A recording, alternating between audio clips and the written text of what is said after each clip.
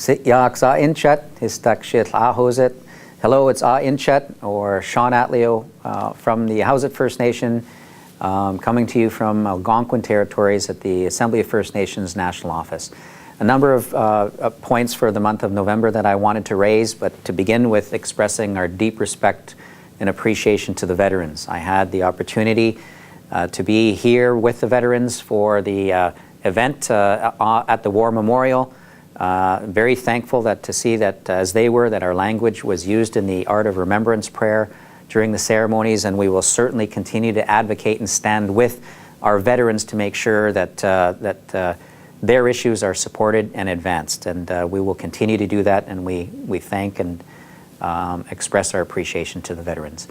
Want to invite everyone to our Special Chiefs Assembly here in Ottawa, December 8th, 9th, and 10th. The theme is Crown First Nations Relations, and this speaks to the need to talk about advancing our treaties, to talk about Aboriginal title and rights, and as well as the implementation of modern-day agreements being led by the Land Claims Coalition. We want to have special caucus sessions, the opportunity for chiefs and proxies to have deep discussion, but also to involve grassroots people and elders as well to contribute to how it is that we can strengthen our nations throughout the entire country. Secondly, I wanted to touch on an Aboriginal Affairs Ministers Working Group. This is an effort where all provinces and territories are expressing strong support to come together around an agenda that includes issues such as education, health, economic development, as well as the issue of murdered and missing women, to make sure that this remains a national priority.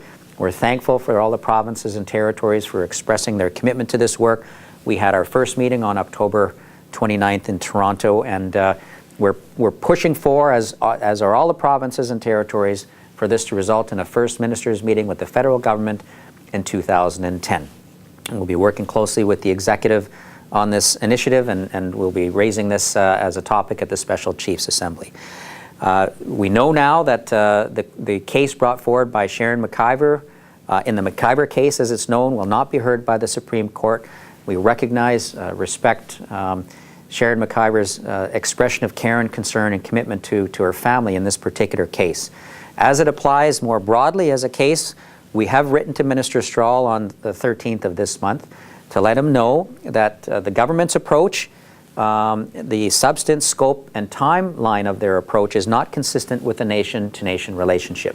And we're suggesting that we need to take this as an opportunity to have a more broad and meaningful discussion about First Nations implementation of their jurisdiction on matters including citizenship.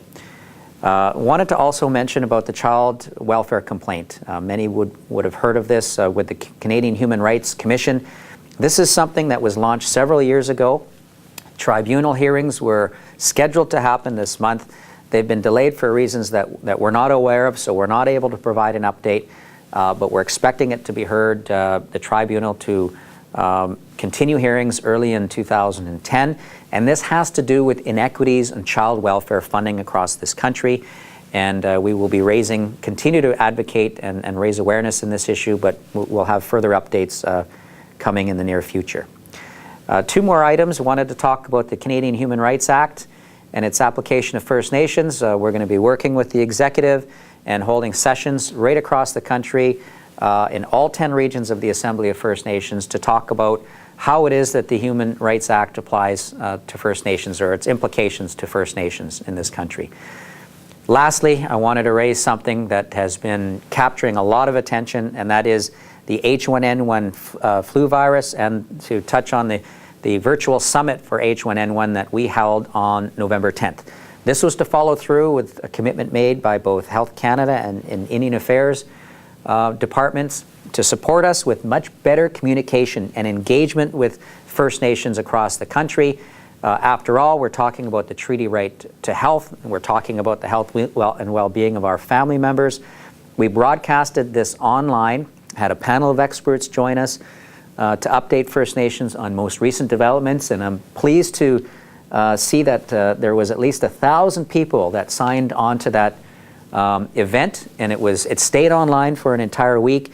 You can still get the information online. It has been archived for your viewing, and you can go to this web address, www.fnh1n1summit.ca. That's www.fnh1n1summit.ca.